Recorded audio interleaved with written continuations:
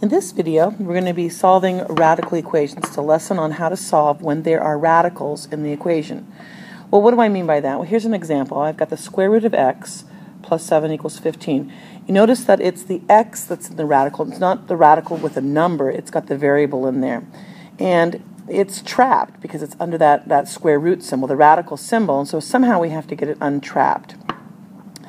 Before we can do that, let's just talk about a particular rule that we already know about, and that is that for any natural number n, that if I already know that a equals b is true, I've got some equation that I say, yes, that's true, then I can raise both sides of that equation to some exponent. So a to the n equals b to the n is also true.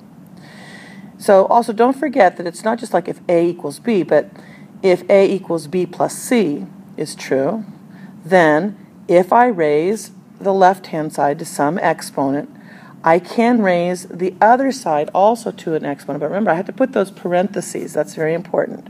They've got to have parentheses there. It's not just that b is being raised to the n or c is being raised to the n, but the entire right-hand side, so with those parentheses, is raised to the n. So how do we use this rule? You can see I just left the rule there. How do we use that? If I end up with some equation where I've got the square root of x equals 3, this rule allows me to then therefore square both sides of the equation, and because it'll still be true, so that I know that x equals 9. So this rule is what we're going to need for solving radical equations. So let's look at an actual example. And here is the example. The square root of x plus 7 equals 15. How do we, do I square both sides like that? And if I do that on this side over here, whoops, I meant to do that.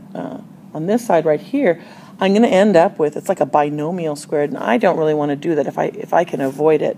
So instead, what we want to do is we want to isolate the radical. I want to get rid of that 7. And so I have the square root of x all by itself. So to do that, I'm going to subtract 7 from both sides of the equation. And when I subtract 7 from both sides, I get the square root of x equals 8. Now I can square both sides of the equation to eliminate that radical, and I get that x equals 64. So that works pretty good. Now, let's look at another example. In this case, I have two radicals. I've got 3 square root of x equals 2 square root of x plus 6. Well, what I need to do is I need to collect my like terms, get them all together. So and that's going to isolate the radical. I'm going to get all the radicals on one side of the equation and the numbers and other things on the other. So if I subtract 2 root x from both sides of this equation, I'm going to have 3 square roots of x, take away 2 square roots of x, and be left with just 1 square root of x. And on the right-hand side, all I've got is 6. So now I've got the square root of x equals 6. I can square both sides, and I get that x equals 36. A perfectly wonderful answer.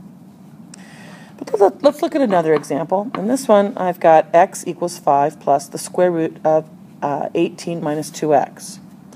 Well, there's my square root, and I need to isolate it. I want that to be the only thing on one side of the equation. So, since I'm going to isolate it, I'm going to subtract the 5 from both sides. And when I subtract 5 from both sides, I end up with x minus 5 on the left hand equals the square root of 18 minus 2x.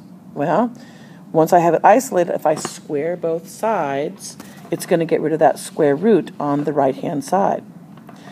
But the left-hand side is a binomial that's being squared. So it's going to be x minus 5 times x minus 5, or if you remember your rules of polynomials, that x minus 5 is always the first one squared minus twice their product, and then the last one squared. And so we end up with x squared minus 10x plus 25 on the left, and on the right the radical's gone, so it just equals 18 minus 2x.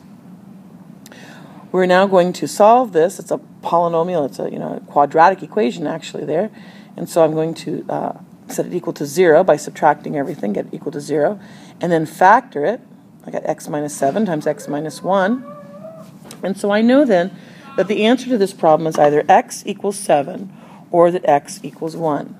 So remember that or is a big thing there. I don't know if they're both the answers. One of them is. So I need to check my solutions. First of all, I want to find out, can x equal 7? So I plug it in to the equation. So I started off with 7 equals 5.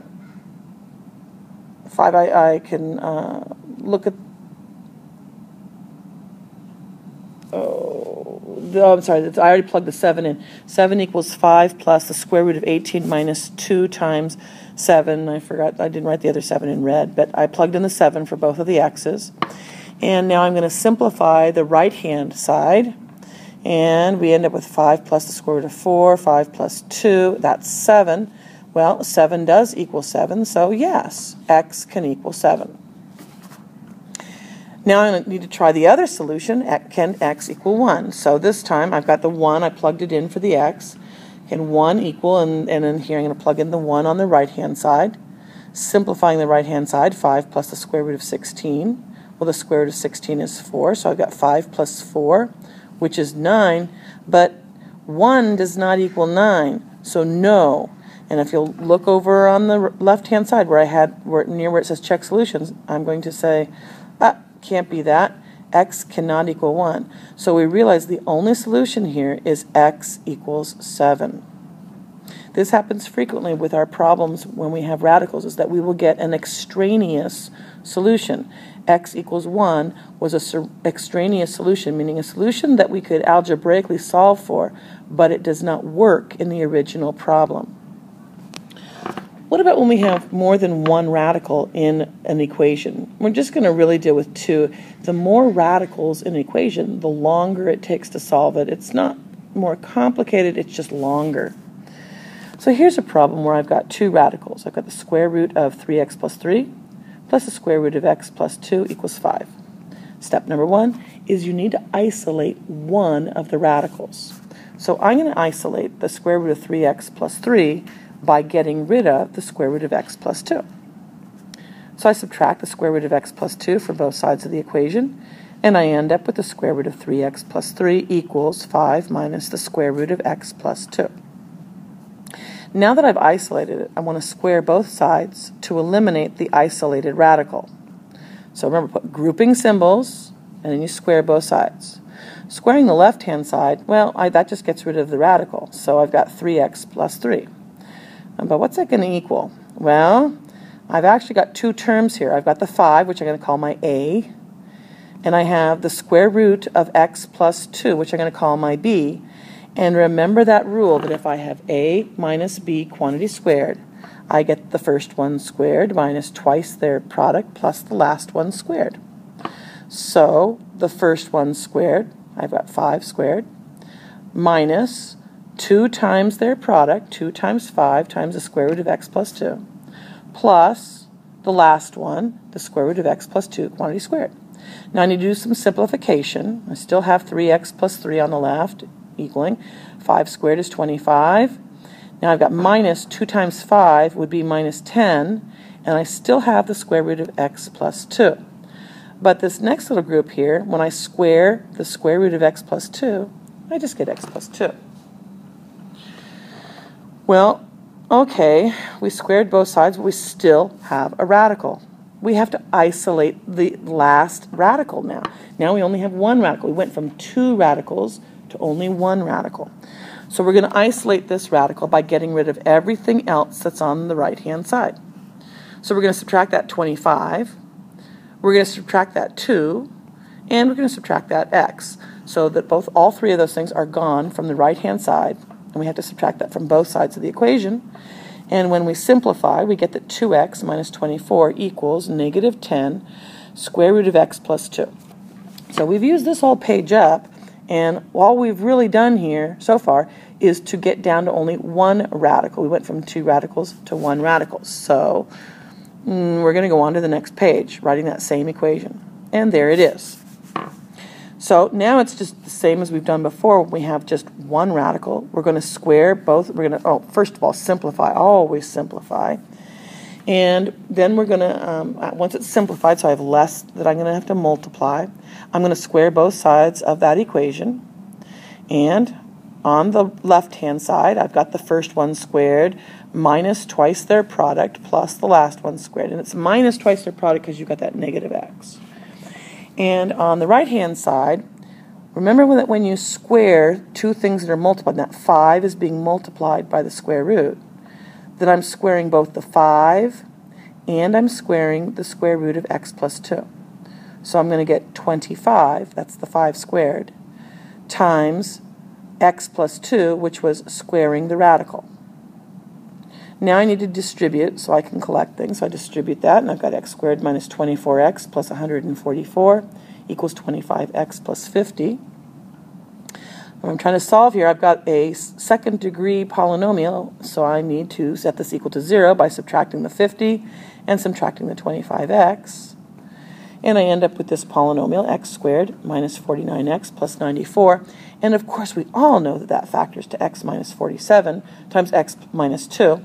And you take a few moments to factor it, and you get this factorization, which means x either equals 47 or it could equal x.